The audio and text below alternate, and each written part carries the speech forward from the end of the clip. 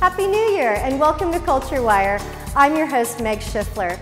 We're kicking off 2010 in the Mission District at Intersection for the Arts, one of San Francisco's oldest alternative art spaces. On this episode of Culture Wire, we'll take a look at Intersection's current exhibition, One Day, a collective narrative of Tehran. We'll also take a trip to the Yerba Buena District to experience a time-honored Filipino tradition. And we'll meet an innovative local choreographer who is breaking new ground with his unique blend of dance, storytelling, and theater.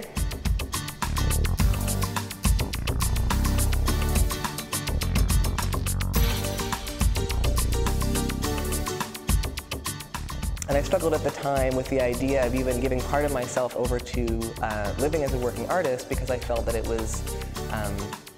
felt really selfish to be an artist.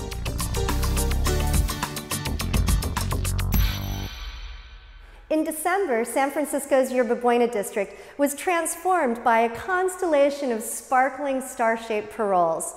A parol is a lantern found throughout the Philippines during the holiday season. Since 2003, the annual Parol Lantern Festival and Parade has kept this time-honored tradition alive and brought the community together in the process. Director of Cultural Affairs Luis Cancel recently met with the festival organizers Alleluia Panis and MC Canal to learn more about the significance of this Festival of Light.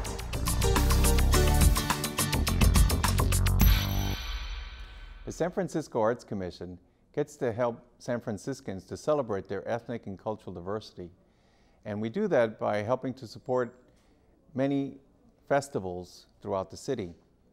One of those festivals is celebrated in December by the Filipino community. It's called the Parol Lantern Festival. And joining me today to talk about the Parol Festival is the coordinator of that festival, MC Canales. MC, you work with the Bayanihan Cultural Center, don't you? Yeah, Bayanihan Community Center. Since 2003, you helped to establish this festival here in San Francisco. That's correct.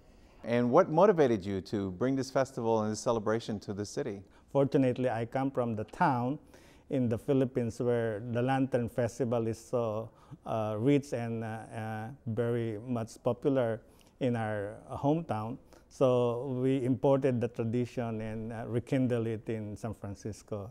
This is a tradition that goes back really hundreds of years, isn't it? That's correct. It's connected to the Christianization of the Philippines. We had this tradition of going to church, which is related to Simbang Gabi, which is related to the story of Nativity. So in the Nativity, the highlight is the Star of Bethlehem. So the Star of Bethlehem became the symbol also of Parol. In fact, here in San Francisco, many different community groups come together to create their lanterns for the festival. Is that correct? That's correct. The inspiration of that is also from San Fernando, because the Lantern Festival in San Fernando, it's coming from different villages or barrios wherein they create their own lantern. It's only during the eve before Christmas when they show all their lanterns, and then they have this competition among the different villages, and then the villages will determine which among those lanterns produced during the holiday season deserves to be the lantern of the year. Now I know that you undertake workshops during the year in preparation for the festival. Yeah, as early as September, October, and November, when the month starts with the ER, that's the consciousness of people. Let's start preparing the lanterns. By October, people starts coming to Bayanihan and see for themselves what kind of lantern they will do for this season, because every year they want to have a different designs of lanterns. And can you describe for me, who comes to these workshops? During the first year, because it's very, very few who knows how to do it. So everybody in the neighborhood came to the workshop. Children, seniors. The people are coming from the suburbs as far as Antioch, Pinol, Vallejo, and then they come here to learn the lantern because they're also inspired to do the Lantern Festival in their area, but they don't have the technology and also the expertise that we have in San Francisco. If you go to a place where you have a Filipino household, chances are during the holiday season they put lantern, because lantern is a symbol of Filipino and a symbol of hope and blessings. No? So therefore, Filipino identify with the lantern. Now we're shortly going to be interviewing Alleluia Panis from Cool Arts. And how does that collaboration work? It's a great collaboration in the sense that FADF, Bayanihan Community Center, more connected with the community in producing their lanterns. But then to showcase them into a performance, into a procession, into a festival, into a parade, and offering the Tala Award, which is the most prestigious award for the year, we need the expertise and professionalism of Cool Arts. MC, I want to just thank you so much for sharing this insight with us here on Culture Wire, and for bringing this cultural tradition to San Francisco. Thank you very much. It's also our first year. The Cultural Equity Grants Program of the San Francisco Arts Commission has played a leading role in helping to support many community-based arts organizations. And one of the performance highlights of the Parol Festival is provided by Cool Arts. And the founder of this organization, Alleluia Panis, thank you for joining us. Thank you for having me. How did your organization come about to becoming part of the Parol Festival? Since the Parol Festival actually deals with using the arts as a way to mobilize communities and to work with communities, and we are an arts organization, it was natural for us to help with the production or the presentation of the final event. This is about bringing the community together at the end of the year, and it's based on a Philippine cultural practice around Christmas time, around the end of the year. So there's a lot of warmth, and a lot of the younger generation, a lot of the kids that are born and raised here, second or third generation Filipino Americans, also really appreciate having this kind of event. So you have a very unique perspective because you've been part of the Parol Festival from the very beginning. Could you share with me how how has it changed, how has it evolved since the very first one? There's so many changes, but what we want to bring into the Parol is more of organizing the performance aspect of it, the last event, based on performance productions or presentations. So we're able to bring in sort of like scheduling, different ways of making sure that we're organizing the 500 people that are going to be coming in. And most of the time with the Parol Festival, it does basically ends up in the church. So last year, in preparation for the rain, we were able to secure St. Patrick's Church so that we do the program there. It's a year-round thing for the parole making workshop, so folks can come, visit our website, check it out. We have a lot of things going on here in South of Market that a lot of people don't know about. Come on down. It's not just the biggies, but we're the small arts organization also working here. Alleluia, thank you so much for sharing your insights with us here on Culture Wire and for helping to make San Francisco such a diverse community. Thank you. To learn more about Cool Arts' upcoming programs, visit coolarts.org. And for the Filipino-American Development Foundation, visit bayanihancc.org. Chen Dorsey of Fresh Meat Productions is recognized as the nation's first out transgender modern dance choreographer. Chen has dazzled audiences from San Francisco to New York with his powerful performances that provide a window into the transgender and queer experience. San Wong, the director of the Cultural Equity Grants Program at the San Francisco Arts Commission, met with Chen to discuss his upcoming show, Uncovered, the Diary Project.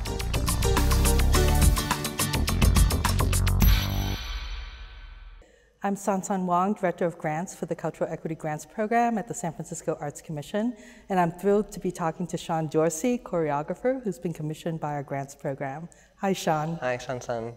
Thank you so much for letting us see your rehearsal. Tell us a little bit about your dance company and Fresh Meat Productions. I am the artistic director of Chen Dorsey Dance, which is my dance company, and I create dance theater that incorporates modern dance as well as text and storytelling to explore transgender and queer themes, but in a way that I hope is really universal and human. So that's the dance company, and also Fresh Meat Productions brings together other artists from various communities. Can you talk a little bit about Fresh Meat? Fresh Meat Productions is the first organization of our kind in the nation. We create, present, and tour year-round transgender and queer arts programs. So we have an outrageously popular festival of transgender and queer performance. That's the Fresh Meat Festival each June. We have the resident dance company, which is my dance company, Dorsey Dance.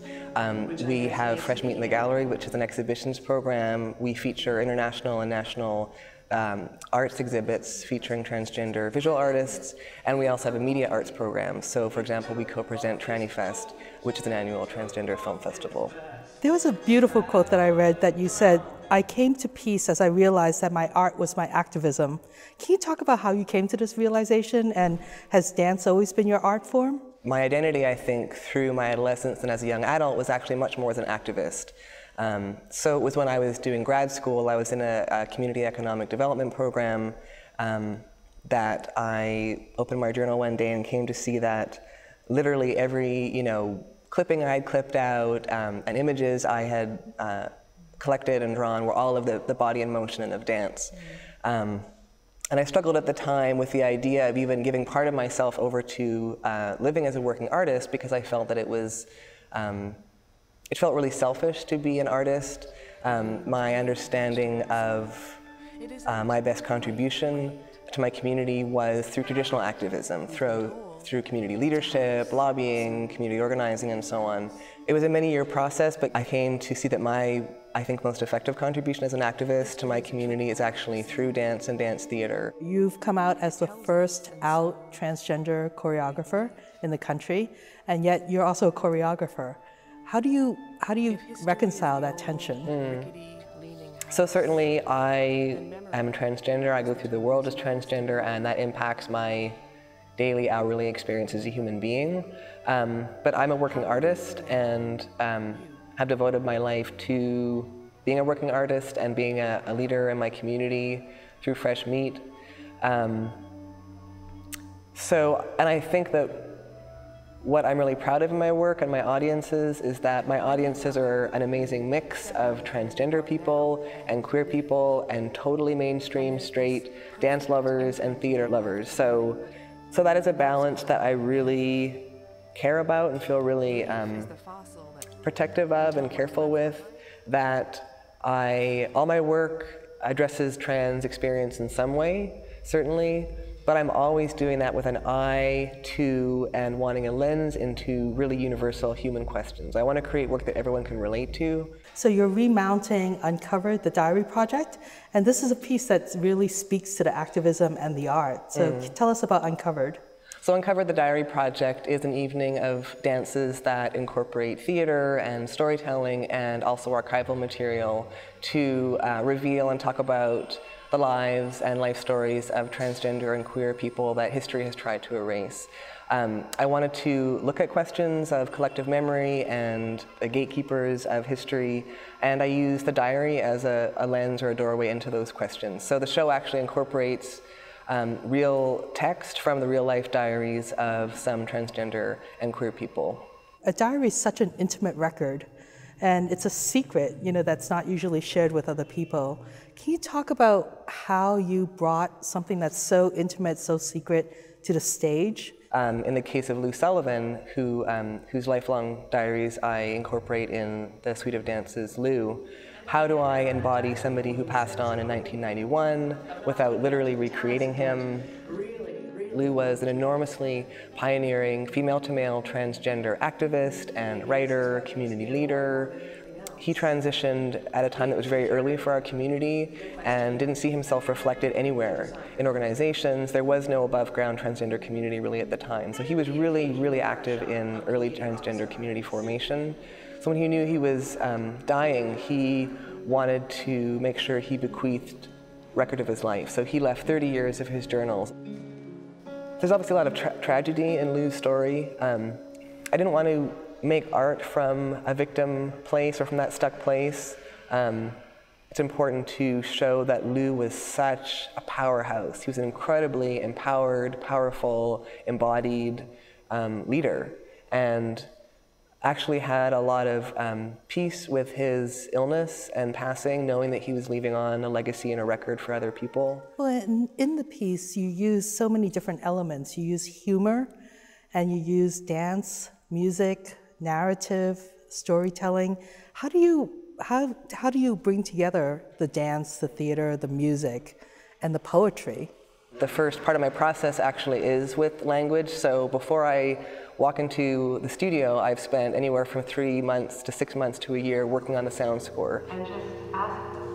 And only once I have a complete draft of the sound score do I come into the studio. And I may have a lot of ideas about vocabulary or imagery or lighting or costumes at that point, but I don't generate any movement physically with my company until I actually have a complete draft of the sound score, because it's very, my work is very driven by the language and narrative, and the cadence of language and inflection and tone informs the movement as much as the music does. So it's really important for me to have that whole context there to support the movement. I think one of the things that I love about the Fresh Meat Festival is that it's actually a forum for all of these heroes. It's launched careers and it's launched tours. And so a lot of the work actually has gone to other cities and states. And what has been the reception of those works and those artists in other places? Yeah, that's something that I'm so proud of, that I could not have anticipated, that there are many artists whose careers really were launched at the Fresh Meat Festival, who then got seen by presenters or folks who came in from out of town to the festival. And a lot of artists will kind of harken back and say, that was where I got seen, or that was the first time I was commissioned or was invested in. You know, we work really hard to fundraise, to pay artists well. We now commission artists, to give artists kind of a living wage so that they can have the time and space to create the work over a period of months. Great, thank you so much, Sean. Thank you so much for the opportunity, thank you. And now we will modern dance together. How about a clip of us? Gestural movement. Gestural movement. Don't miss upcoming performances of Uncovered, the Diary Project, starting February 4th at Dance Mission Theater. Tickets are $15, and be sure to book in advance because the shows sell out quickly. For more information, visit freshmeatproductions.org. We're back at Intersection for the Arts with Program Director Kevin Chen to talk about the current exhibition, One Day, a collective narrative of Tehran. So this exhibition is called One Day, a collective narrative of Tehran. It's a group show with 9 artists. 8 of them are living and working in Tehran, Iran, the capital city, and Tarneh Hamami, who is an Iranian-American based here in San Francisco. The project is really a collective exploration of a day in the life in Tehran. It's the 16th largest city in the whole world, and it's the largest city in the Middle East. So as you enter into the gallery, one of the first pieces you see is a floor sculpture by Tarneh Hamami. It's a laser-cut green carpet of the streets of Tehran, taken directly from the map of the city itself. It's an accurate representation of the geography of the city. It's positioned right next to the work of Ghazaleh Hedayat. She took 77 taxicab rides and let the potholes and the street turns of the city of Tehran, the streets themselves dictate the way that Tehran could be portrayed.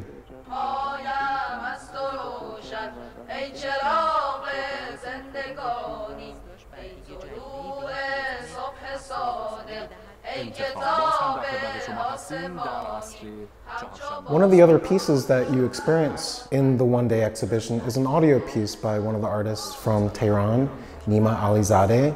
It's a 60-minute recording of state radio from Tehran, and it's piped through 4 speakers in the gallery space. آمریکا که فلسفه صهیونیسم را زیر سوال برده بود. کلیسای شهر داربی انگلیس به مسجد تبدیل شد. پاپ بندیکت 16 به رئیس رژیم صهیونیستی مسلمانان جهان در لبه یکی دیگر. The entire gallery is covered with Persian script and vinyl.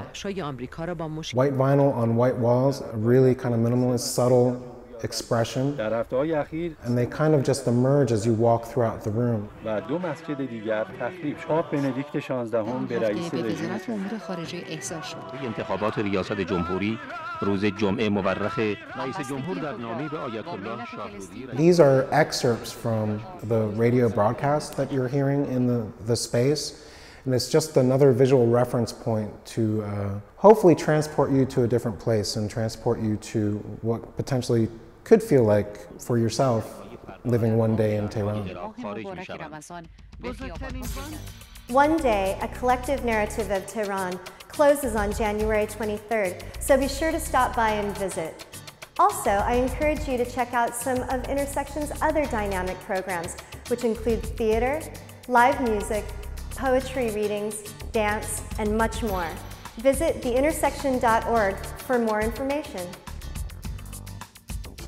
SOMART's Cultural Center's Bay Gallery invites visitors to take a trip into the world of sumo wrestling as seen through the eyes of 20 artists from the Bay Area and beyond with Into the Ring, Sumo Style. The exhibition starts on January 12th and runs through January 23rd. The opening reception is Friday, January 15th. Please contact SOMART's Cultural Center for more information. The Lab, an interdisciplinary arts organization located in the Mission, will feature new work by artist-in-residence Christine Webster. Her exhibition explores how teenage engagement in online communities offers insight into image construction across three very different cultures: the United States, the United Kingdom, and China. For more information, contact the Lab at thelab.org. Patrick Doherty's incredible willow sculpture, The Upper Crust, has graced the tops of the sycamore trees in City Hall Plaza for almost a year. Next month, we'll have to say goodbye to the sculpture, so if you haven't seen it yet, now's your chance. You can visit on your own, or you can join us for a free docent-led tour on Tuesday, February 2nd at 12 noon. The tour meets by the sculpture. To learn more, visit sfartscommission.org. This month, the San Francisco Museum of Modern Art kicks off its year-long 75th anniversary with a series of exhibitions and events that tell the story of the artists, collectors, visionaries, and community leaders who helped create the museum. On the next episode of Culture Wire, we'll take a trip to SF MoMA to get behind the scenes. But in the meantime, don't miss out on the museum's exciting anniversary programs and events. Visit sfmoma.org for more information. In addition to visiting SF MoMA, on the next episode of Culture Wire, we'll check out some important historic murals at a local high school that are about to get a little facelift with some help from the student body. We'll also share with you some of the other steps that the Arts Commission is taking to preserve its 3,000-piece civic art collection. You can send us your events listings or tell us what you'd like to see on future shows by emailing us at culturewire@sfgov.org. Happy holidays and thanks for watching Culture Wire on SFG TV.